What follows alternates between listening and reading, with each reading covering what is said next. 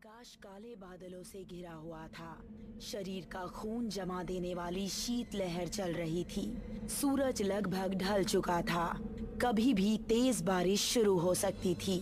इस खराब मौसम में राजन और कमलेश बंगाल के एक पहाड़ी इलाके के ऊपर घने जंगलों के बीच खड़े हुए कुछ मजदूरों से खुदाई का काम करवा रहे थे। वो दोनों पुरातत्व विभाग के बड़े अधिकारी थे। तभी वहां पर अचानक एक भूचाल सा उठा और मजदूरों में खलबली मच गई। एक मजदूर जिसका नाम सुखिया था, वो दौड़ता हुआ उन दोनों के पास आकर बोला, इस भूचाल से मजदूरों में खलबली मच गई है। सारे मजदूर डरे हुए हैं। सुखिया ने इतना कहा ही था कि तभी सब कुछ सामान्य हो गया। जरा सी बात पर तुम लोग काम करना बंद कर देते हो। मत भूलिए, मेरे कहने पर ही सारे मजदूर यहाँ पर काम करने के लिए आए हैं। हमें भी ऊपर जवाब देना पड़ता है। और रहा सवाल इस भूचाल का, तो कभी कभी ऐसा होता है जब जमीन में गड्ढा अधिक गहरा हो जाता है तो धरती हिलती हुई सी महसूस होती है। इसमें कोई घबराने की बात नहीं है। कमलेश सही कह रहा है सुखिया, हम अपनी मंजिल के बहुत ज्यादा करीब हैं। लेकिन सरकार। लेकिन वेकिन कुछ नहीं सुखिया, तुम्हें अंदाजा नहीं है मैंने इस प्रोजेक्ट पर कितनी मेहनत की है। और अगर यह प्रोजेक्ट सफल हो गया तो मेरा नाम विश्व में मशहूर हो जाएगा।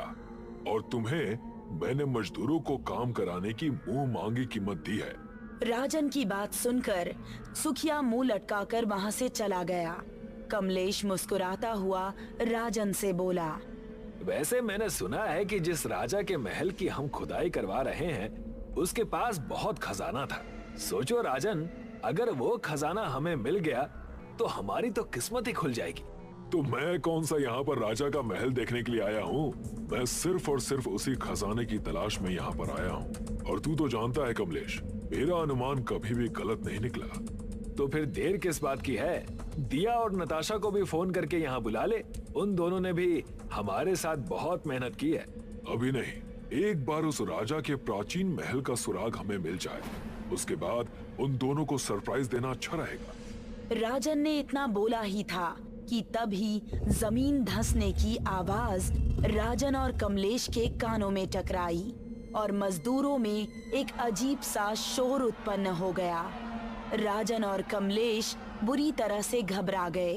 कुछ मजदूर सुखिया के साथ दौड़ते हुए राजन और कमलेश के पास आ गए। मजदूर जमीन में गड्ढा खोद रहे थे सरकार।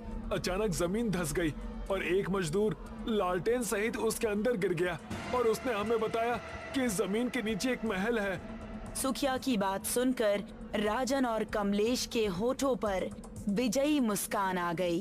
राजन ने तुरंत अपनी कामयाबी की खुशखबरी दी और नताशा को फोन पर सुना दिया। दिया और नताशा वहां से थोड़ी ही दूर एक होटल में रुकी हुई थी। राजन के मुंह से खुशखबरी सुनकर वो दोनों अपनी कार से तुरंत वहां पर पहुंच गई और चारों महल के अंदर उतरने की तैयारी करने लगे कि तभी जमीन के नीचे उस महल में गिरे हुए उस मजदूर के चीखने की आवाज सन्नाटे को चीर गई। चीख सुनकर सुखिया सहित सारे मजदूर घबरा गए। यहाँ से सब लोग चलो, उस मजदूर ने जरूर राजा के शापित खजाने को हाथ लगाया होगा। वो खजाना जोखों की रक्षा में है। सब मारे जाएंगे। ये क्या बोल रहे हो तुम? हमारी बंगाली लोक कथाओं में जोखो भूत का वर्णन है जो खजाने की रक्षा के लिए लगाया जाता है। और जिस खजाने की रक्षा जोखो करता है वो खजाना शापित हो जाता है।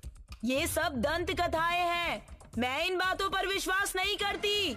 अगर तुम सबको डर लग रहा है तो नीचे हम चारों ही जाएंगे। उन मजदूरों के लाख मना करने के बावजूद भी राजन, कमलेश, दिया और नताशा टॉर्च पकड़कर रस्सी के सहारे नीचे चले गए। उन चारों ने टॉर्च की रोशनी में देखा वो महल बहुत खूबसूरत बना हुआ था। वो चारों महल के अंदर घूमने लगे और चारों ने महल के अंदर धूल का एक कण भी नहीं पाया। और ये सब देखकर वो चारों बहुत बुरी तरह से हैरान हो गए। वो मजदूर हमें दिखाई नहीं दे रहा जिसके चीखने की आवाज हम सबको सुनाई दे रही थी। हमें उस मजदूर से क्या? खजाना मिलते ही हम उन मजदूरों को स्वयं भगा देंगे और सारा खजाना लेकर इस देश से रफू चक्कर हो जाएंगे। राजन और उसके दोस्त बड़ी गहनता से उस महल की छानबीन करने लगे। तभी उन चारों की नजर महल के एक बहुत बड़े दरवाजे पर पड़ी, जिसका ताला टूटा हुआ था। टूटा हुआ ताला देखकर ऐसा महसूस होता था मानो कि उसे अभी हाल ही में तोड़ा गया हो। राजन और उसके दोस्त दरवाजा खोलकर अंदर घुस गए। अंदर अंधेरा छाया हुआ था।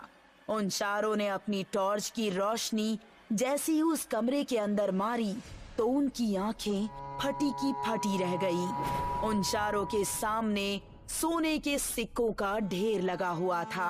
उस कमरे में मौजूद हर वस्तु सोने, चांदी और हीरे की बनी हुई थी और वो सोना हर तरफ बिखरा पड़ा था। हम सब अमीर हो गए दोस्तों। हमारी आने वाली कई पीढ़ियों को भी अब काम करने की कोई जरूरत नहीं पड़ेगी। वो देखो, किसी की लाश पड़ी हुई है। कमलेश ने जैसे ही टॉर्च की रोशनी में देखा तो उसके शरीर में डर की एक लहर दौड़ गई। सामने उसी मजदूर की लाश पड़ी हुई थी जिसकी आंखें गायब थी। ये तो उसी मजदूर की लाश है जो नीचे गिरा था। इसे किसने मारा? तभी उन चारों के कानों में किसी के गुर्राने का स्वर टकराया। वो स्वर इतना भयानक था कि उन चारों के दहशत से रोंगटे खड़े हो गए। अचानक राजन, कमलेश और दिया की टॉर्च ने काम करना बंद कर दिया। देखते ही देखते उस कमरे में अजीब सी गंध फैल गई और वहाँ एक धुआं सा उठने लगा। वो चारों जोर जोर से खांसने लगे। कुछ ही देर में वो काला धुआं एक भयानक चेहरे में बदल गया। ये क्या बोला है? लगता है वो मजदूर सही बोल रहे थे। राजन ने इतना बोला ही था कि तभी बिजली की रफ्तार से उस भयानक चेहरे वाले ने अपने नाखून राजन की आंखों में गाड़ दिए और उसकी आंखें बाहर निकाल ली।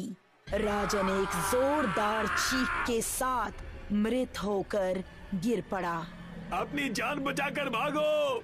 तभी कमलेश का शरीर हवा में उड़ गया और वो उस कमरे में तेजी से चक्कर लगाने लगा। कुछ ही सेकंड्स में कमलेश का सिर दीवार से टकरा गया। दिया और नताशा बुरी तरह से चीखने लगी।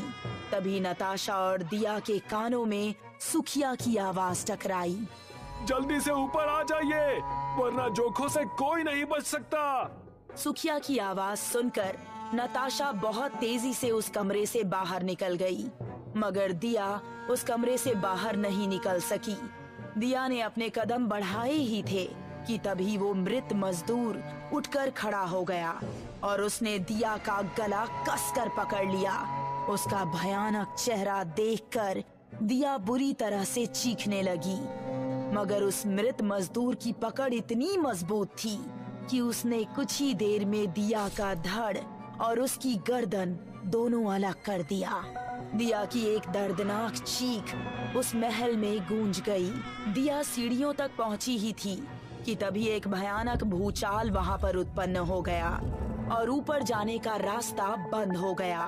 नताशा का शरीर मिट्टी के मलबे में दब गया। यहाँ से भागो, लगता है नीचे का रास्ता बंद हो गया है, वो सब मारे गए। सुखिया की बात सुनकर सारे मजदूर उस जगह से तेजी से भागने लगे और कुछ ही क्षणों में वो जगह बिल्कुल समतल हो गई। वो जगह देखकर ऐसा मालूम पड़ रहा था कि मानो वहाँ पर खुदाई कभी हुई ही ना हो। सभी मजदूरों की आंखें डर से फटी की फटी रह गई।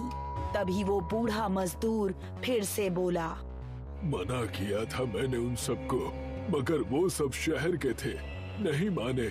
उन सब ने अपनी मौत को स्वयं चुना था। अगर तुम सबको अपनी जान प्यारी है तो अभी और इसी वक्त जोखों के इलाके को छोड़ दो, वरना तुम सब भी मारे जाओगे।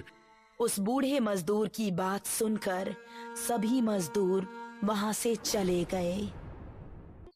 राजीव मेरठ के म्यूजियम में स्टॉक डिपार्टमेंट में एज अ हेड जॉब करता था। एक दिन म्यूजियम के अंदर एक ट्रक आया। यह सप्लाई रात के 1 बजे आई थी और राजीव को यह बात बहुत ही अजीब लग रही थी। राजीव ने देखा कि 4 लड़के कंधों पर एक कॉफिन को उठाए हुए आ रहे हैं। वैसे तो ये 2 कॉफिन थे, लेकिन ये आपस में जुड़े हुए थे।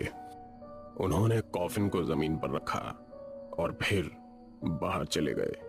सर, ये तो इजिप्ट से आया हुआ ताबूत लगता है। हाँ, सही पहचाना राजीव। त्रिपाठी जी ने उस कॉफिन का ढक्कन खोलकर चेक किया। उनके अंदर रखे हुए ममीज को देखकर राजीव की आंखें चौंधी आ गईं। दोनों ने एक दूसरे का हाथ थामा हुआ था और उनके हाथ पर एक बहुत भारी सोने का हार बंधा हुआ था। ये मम्मी इजिप्ट के फेरो और उसकी रानी नेफेटेरी का है। दोनों एक दूसरे से बहुत प्यार करते थे। क्या ये दोनों एक साथ मरे थे? और इनके हाथ में ये सोने का हार क्यों बंधा हुआ है? फेरो अपनी रानी नेफेटेरी से बहुत प्यार करता था। यह हार उसने रानी को अपनी शादी के दिन भेंट चढ़ाया था। जब नेफेटेरी मर गई तो राजा ने भी उसके साथ खुद को दुनिया से अलविदा करने का फैसला किया। उसने अपने सैनिकों से कहकर एक ऐसा कॉफिन बनवाया जिसमें उन दोनों को साथ रखा जा सके, और कहा कि जब मैं ताबूत में लेटकर अपनी रानी का हाथ थाम लूंगा तो हमारे मिलन की निशानी वो हार हमारे हाथों पर कसकर बांध दिया जाए। इसके अलावा उसने ये भी कहा कि ताबूत बंद करने के बाद तांत्रिकों के जरिए उन दोनों को एक मंत्र शक्ति द्वारा बांध दिया जाए। उसके दरबारियों ने ऐसा ही किया और आज भी उस मंत्र शक्ति ने इन दोनों को बांधा हुआ है। अगर हम इन दोनों को अलग करेंगे या फिर उनके प्यार की निशानी इस हार को इन दोनों से अलग करेंगे तो फेरों का मम्मी जाग उठेगा। क्या ऐसा सच में हो सकता है? पता नहीं, लेकिन तुम इस बात का खास ख्याल रखना। इस ताबूत को कभी खोलने की कोशिश मत करना। मैं समझ गया सर। राजीव अगले दिन अपने दो दोस्त अतुल और विहान से मिला और उनको उस कॉफिन के बारे में बताया। अरे, खबर पक्की है, वो हार आज की डेट में करोड़ों रुपए का होगा। अरे लेकिन यार, सिक्योरिटी का क्या? अरे वो सब मैं संभाल लूंगा, तुम बस टेम्पो लेकर रात को वहां आ जाना, ठीक है? रात को अतुल और विहान टेम्पो लेकर म्यूजियम पहुंच गए। अरे काका, कल रात को एंटीक पीस आया था, उसको आज ही दिल्ली भेजा जा रहा है। अरे बेटा, लेकिन त्रिपाठी जी ने तो ऐसा कुछ नहीं कहा। अरे वो थोड़ा बिजी थे, इसलिए उन्होंने तुम्हें बताने की जगह मुझे ही डायरेक्ट कॉल कर दिया। राजीव ने किसी तरह बात को संभाल लिया और फिर अतुल और विहान ने उस ताबूत को टेम्पो के अंदर रख दिया। फिर राजीव भी उस टेम्पो में बैठकर वहां से फरार हो गया। अब काका को अपनी गलती समझ आई और उसने त्रिपाठी जी को कॉल करके सब कुछ बता दिया। त्रिपाठी ने भी उसी टाइम पुलिस कमिश्नर को कॉल करके सब कुछ बता दिया। उन तीनों ने सुनसान रास्ते में टेम्पो रोका और कॉफिन को जमीन पर उतारकर उसे खोला। फिर खुश होते हुए वो हार उनके हाथों से उतार लिया। अरे वाह! अरे अब तो समझो हम सभी करोड़पति बन चुके। तीनों हार को पाकर खुश होने लगे। अरे यार, अब जल्दी यहां से चलो, किसी ने देख लिया तो लेने के देने पड़ जाएंगे। वो तीनों उन ममीज को वहीं छोड़कर वहां से चले गए। कुछ देर बाद जोरों की हवा चली और उनमें से फेरों के मम्मी की आंख खुल गई। वो कॉफिन से बाहर निकल गया। उसकी आंखों में बहुत गुस्सा नजर आ रहा था। तभी कॉफिन से हजारों कीड़े निकले और उड़कर वो उसके मुंह के अंदर चले गए। मेरी रानी और मेरा अपमान किया है, किसी को नहीं छोड़ने वाला अब मैं। अतुल अपने घर पहुंचा तो खुशी से उसने अपनी बीवी को गले लगा लिया। अरे अरे, क्या हुआ? आज तो आप काफी खुश लग रहे हैं। अरे खुशी की तो बात है ही, आज ऐसा हाथ मारा है कि दोबारा कभी चोरी करने की जरूरत ही नहीं पड़ेगी। डार्लिंग, ऐसी कौन सी चीज चुरा लाए? जरा दिखाओ तो। अरे वो अभी राजीव के पास है, थोड़े दिन हम सभी अंडरग्राउंड रहेंगे और फिर उसको बेचकर फरार। तभी दरवाजे पर किसी ने जोर जोर से नॉक करना स्टार्ट किया। कौन है जो इतनी बदतमीजी से दरवाजा पीट रहा है?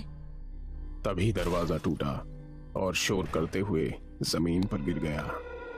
सामने मम्मी खड़ा हुआ था। उसकी लाल खौफनाक आंखें अंगारों के जैसे चमक रही थी। मेरी रानी का हार कहाँ है? कहते हुए वो घर के अंदर घुस गया। अतुल और उसकी बीवी दोनों बहुत डर गए। उनके मुंह से अल्फाज नहीं निकल पा रहे थे। कहाँ है? कहते हुए उसने अतुल का गला पकड़ लिया और उसको जमीन से ऊपर उठा दिया। वो मेरे पास नहीं है। राजीव और विहान के पास है। मम्मी बहुत जोरों से चिल्लाया। उसके मुंह से कीड़े निकले और उड़कर अतुल और उसकी बीवी के ऊपर चिपट गए।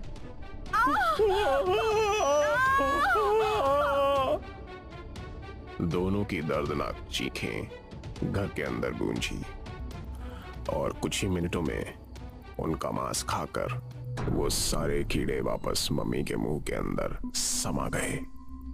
उन दोनों के कंकाल जमीन पर पड़े रह गए। उस समय राजीव विहान के घर में बैठा उससे बातें कर रहा था। उन्होंने वो हार टेबल पर रखा हुआ था। यार मुझसे तो सब्र नहीं हो पा रहा है। पता नहीं कब 10-15 दिन गुजरेंगे और कब हम इस हार को बेचेंगे। यार मुझे तो डर लग रहा है। अपना घर तो मैंने छोड़ दिया, कहीं पुलिस ने हमें यहाँ भी ढूंढ निकाला तो?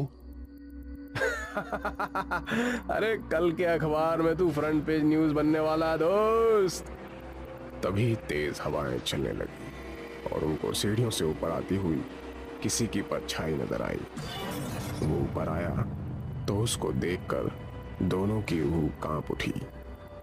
सामने खड़ा मम्मी उनको खा जाने वाली नजर से घूर रहा था।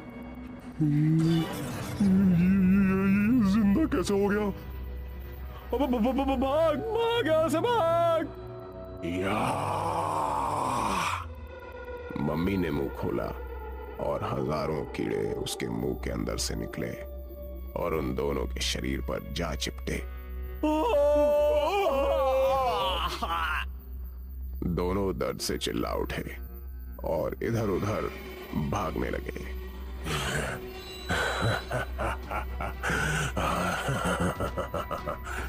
उनके खून की छींटें और मांस के कुछ टुकड़े जमीन पर चारों तरफ बिखर गए। जब सिर्फ कंकाल बचे तो वो कीड़े वापस उड़कर मम्मी के मुंह के अंदर चले गए। मम्मी ने उस हार को उठाया और वहां से चल दिया। तभी कमिश्नर को एक कॉल आया।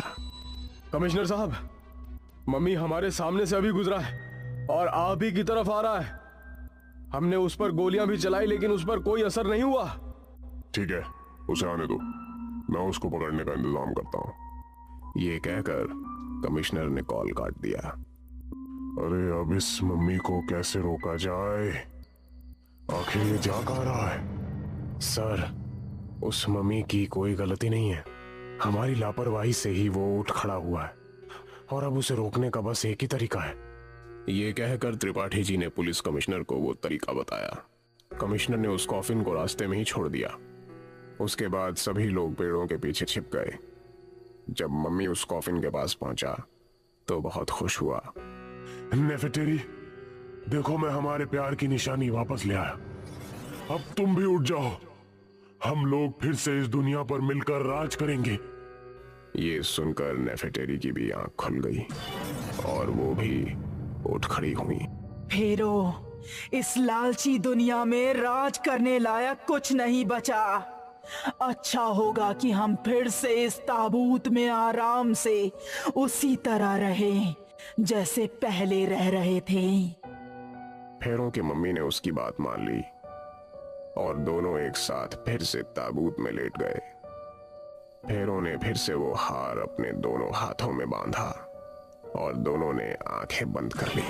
फिर सभी छिपे हुए पुलिसकर्मी और त्रिपाठी जी सामने आए। सर यही मौका है, जल्दी से इस ताबूत को बंद कर दीजिए। कमिश्नर ने 2 कांस्टेबल को इशारा किया और उन्होंने उस ताबूत का ढक्कन बंद कर दिया। मैं आज इस कॉफिन की सिक्योरिटी बढ़ा देता हूं। कमिश्नर ने उस कॉफिन को उस दिन दिल्ली के museum national gallery of modern arts में भेज दिया और उसकी सुरक्षा बढ़ा दी गई। फेरो और नेफिटरी आज भी उस ताबूत में बंद हैं और उनके प्यार की निशानी, वो हार, आज भी उन दोनों को एक दूसरे से जोड़े हुए है।